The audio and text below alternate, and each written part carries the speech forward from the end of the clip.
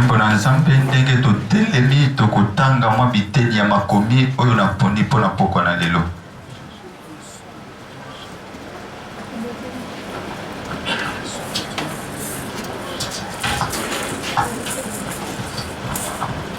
Je peux m'aider aussi avec les retours ici, ça me fera du bien. Parce que ça fait 2 mois que je ne fais que parler. Avec un bon son, ça va nous arranger. Amen. Acte chapitre 16, nous lisons le verset 31 seulement. Je ne sais pas s'il y a un lecteur de la Bible. On peut encore, pour ceux qui écrivent, écrivez une fois pour toutes. Acte chapitre 16, verset 31. Hébreux 3, verset 4. Job chapitre 8, verset 8 à 9. 1 Pierre 1, 18. Matthieu 27, 25. Acte. On peut lire seulement le premier texte, comme ça les gens peuvent prendre leur place. Acte chapitre 16, verset 31, je dis au nom de Jésus. Paul et Silas répondirent, crois au Seigneur Jésus et tu seras sauvé, toi et ta famille. Merci, on peut prendre place. Hébreux chapitre 3, verset 4. Oh là là, tu es parti. C'est bon, on va citer les autres versets, il n'y a pas de problème. Merci. Nous vous saluons tous au nom de Seigneur Jésus. Est-ce qu'il y a quelqu'un qui est venu avec sa famille ou il a invité quelqu'un? Seigneur, j'avais promis de prier pour tous ces gagneurs d'âme, que toutes les bénédictions liées aux gagneurs d'âme puissent arroser leur vie et tous les domaines de leur vie, matin, midi, soir, au nom suprême et puissant de Jésus. Amen. Acclamez le Seigneur Jésus-Christ. Gloire à Jésus. Nous bénissons le Seigneur pour cette troisième soirée. Et nous ne cesserons de remercier son éminence pour cette marque de confiance.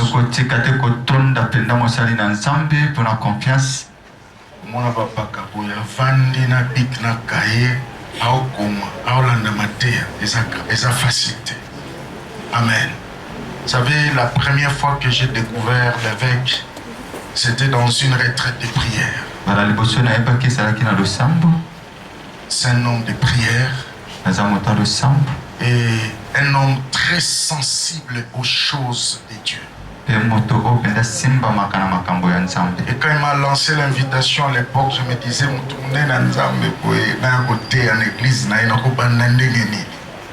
mais il a tenu, c'est aussi un homme de parole. Pour que ce séminaire ait lieu, on a eu des échanges. Plus de 4 mois, on ne faisait qu'échanger. En tout cas, c'est un homme de parole, un homme qui a le cœur, un homme humble, qui aime les siens, qui aime Dieu. Est-ce qu'on peut vraiment acclamer pour l'homme de Dieu? Voilà.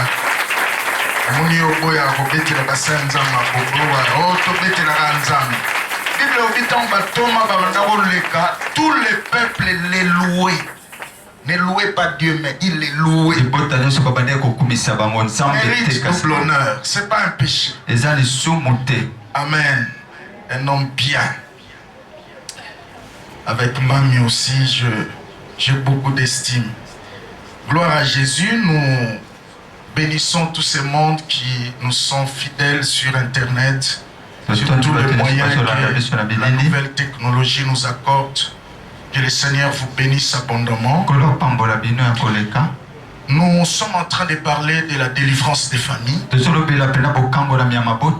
Et avec un sujet décision, je ne répéterai pas l'histoire négative de ma famille.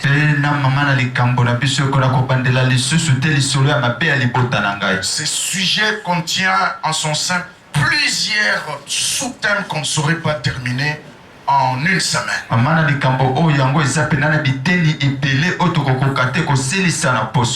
C'est possible qu'on fasse les débuts de l'introduction. On ne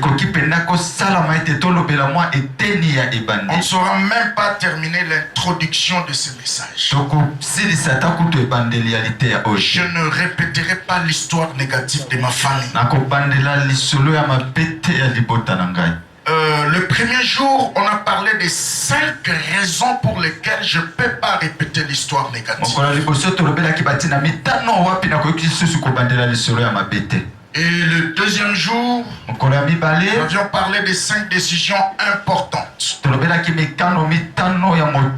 Amen. Des 5 décisions importantes que tu dois prendre, que moi je dois prendre, pour ne plus jamais répéter l'histoire négative. Nous avions dit que nos choix et nos décisions gouvernent nos vies. Il faut avoir un choix. Il faut avoir la mentalité de prendre des décisions. Vous savez, il y a aussi des gens qui n'ont pas de choix. Amen. À tout même un restaurant, ils pensent que c'est l'humilité. Non, ça c'est la mentalité de la pauvreté. J'attends quelqu'un dire Amen. Ah oui, tu dois avoir un choix. Au mélange, par exemple, mango. Jinana faisana mangue. Oh, misuswana, écoute, arrêtez. Amen. Et restez là. Il ne faut pas louker. C'est la grandeur.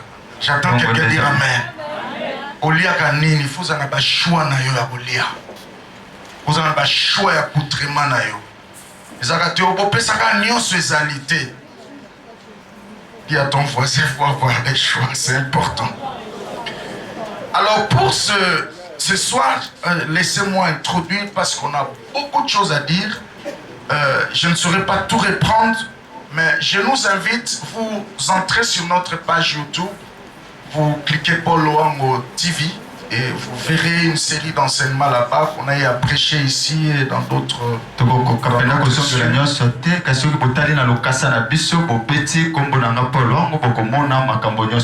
serez vraiment bénis. Et n'oubliez pas aussi de vous abonner et de partager à d'autres. Les sortes de familles. J'en ai au moins 57, mais on va prendre juste moins de 10 vu le temps. Les sortes de familles. C'est ça le sous-thème de ce soir.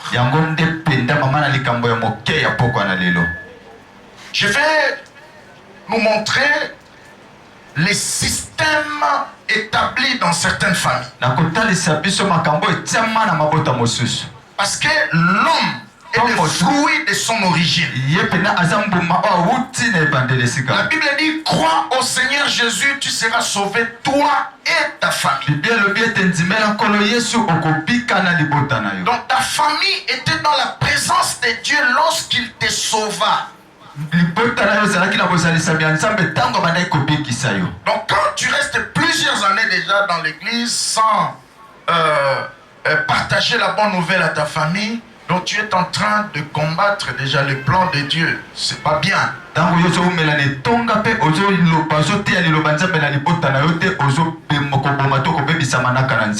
voir les sortes de familles.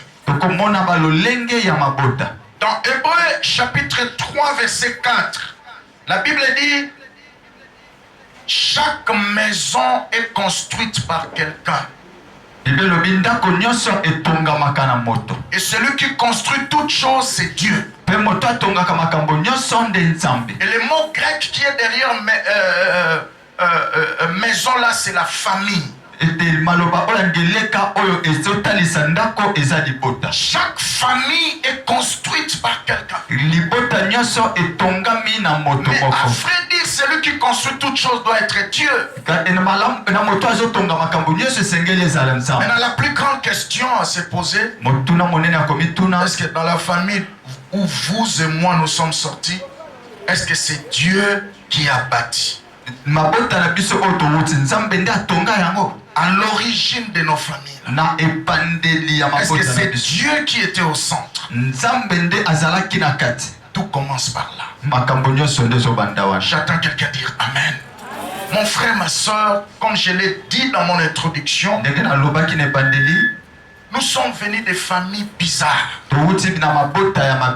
La famille est la source du bonheur ou du malheur d'une personne. Tant que tu n'as pas encore pris conscience de tes origines, tu n'auras pas de vraies lignes de prière. Tu vas faire des prières comme tout le monde, alors que ta destinée exige des prières prophétiques pour toucher au point.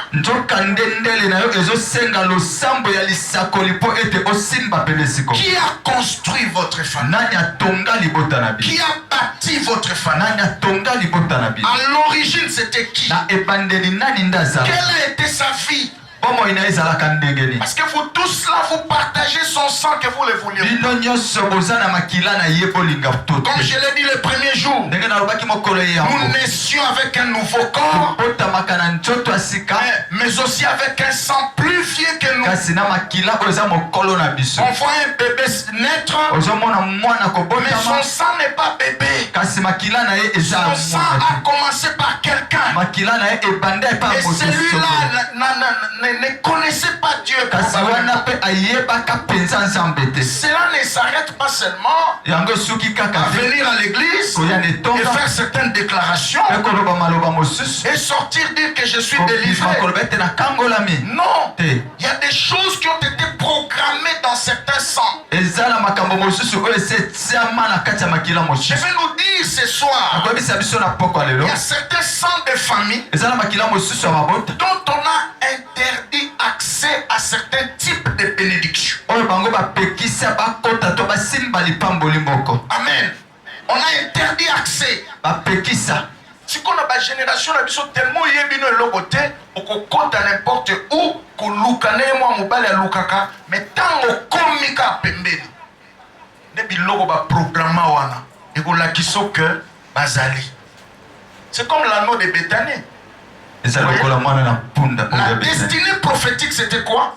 Il fallait que l'anneau là accompagne Jésus à Jérusalem. Mais quand l'heure est venue, le Seigneur a ordonné à ses disciples, allez de l'autre côté, vous verrez un anneau attaché, détachez-les. Et si quelqu'un vous demande, dites-lui que le Seigneur en avait besoin. Voyez, ils sont partis.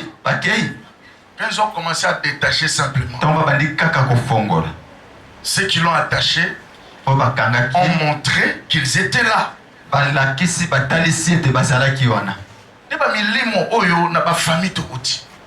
Tant que tu n'as pas encore atteint certains niveaux de bénédiction, soit certain âge, ça ne te dérange pas. Lorsque tu vas seulement t'approcher là, c'est comme si on a appuyé le bouton, ta vie commence à flotter. Jusqu'à ce que tu retourneras à l'origine. Qu'est-ce qu'on a programmé dans votre sang des familles? Amen, amen. Qu'est-ce qu'on a programmé dans le sang? Parce que le monde spirituel est un monde de programmation. Que ce soit dans le camp de Dieu ou dans le camp du diable. Dieu dit dans Isaïe 6, j'annonce en avance ce qui doit arriver. Longtemps d'avance, je prépare des choses. Alors comme le diable n'a aussi rien créé. C'est un imitateur. Lui aussi dans son monde là, il programme des choses bien avant Si on a un accident, la maison communale, ne pensez pas qu'il y a un sorcier ou un occultiste là. Non. Ce sont des choses déjà programmées en avance depuis 2 heures du matin. J'attends quelqu'un dire Amen.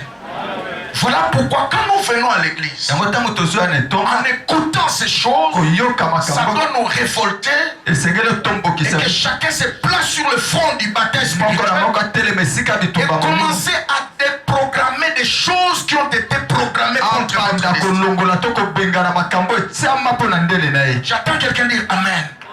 Parce que l'église, c'est une maison où nous votons et nous révoquons des lois. Dans l'oreille grecque, on parlait d'ecclésia. C'est-à-dire qu'il y avait des évolués qui sortaient en dehors de la communauté. Ils allaient examiner les lois pour la bonne marche de leur communauté. Et là-bas dehors, ils modifiaient des lois. Ils révoquaient aussi des lois. Ils votaient aussi de nouvelles lois. Et quand Jésus est venu, il a trouvé cette culture. Et il a dit, je bâtirai aussi mon église. Autrement dit, c'est un rassemblement des hommes et des femmes mis à part avec une mission de voter des lois et de révoquer des lois. Présence ici, tu es comme un parlementaire de ta famille. Tu es comme un député de ta famille. Tu représentes ta famille. Ta présence là, pendant cette semaine, c'est pour révoquer des lois et nommer des nouvelles lois. J'entends quelqu'un dire Amen. Crois au Seigneur et tu seras sauvé, toi et ta famille.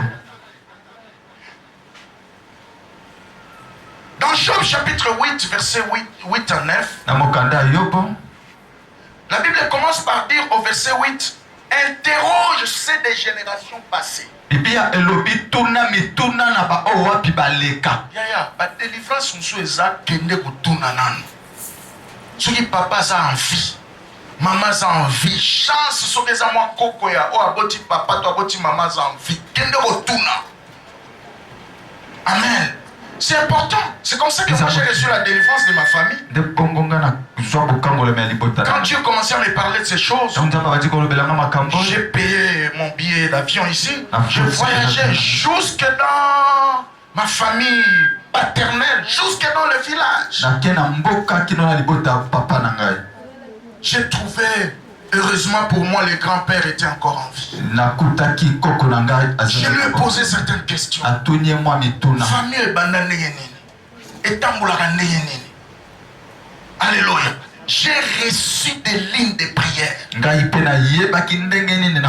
suis allé encore dans ma famille maternelle. J'ai posé des questions sur la marche de la famille.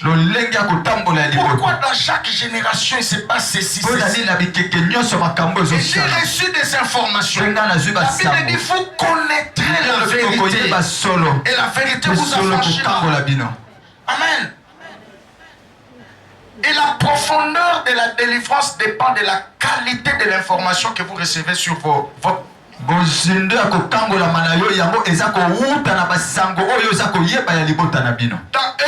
Dans Osée 4, verset 6, la Bible dit mon peuple périt à cause des démons.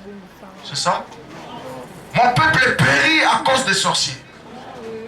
Mon peuple périt parce qu'il lui manque là la connaissance. Maintenant, si tu remontes dans le texte original en hébreu, on dit le peuple qui se réclame de Yahweh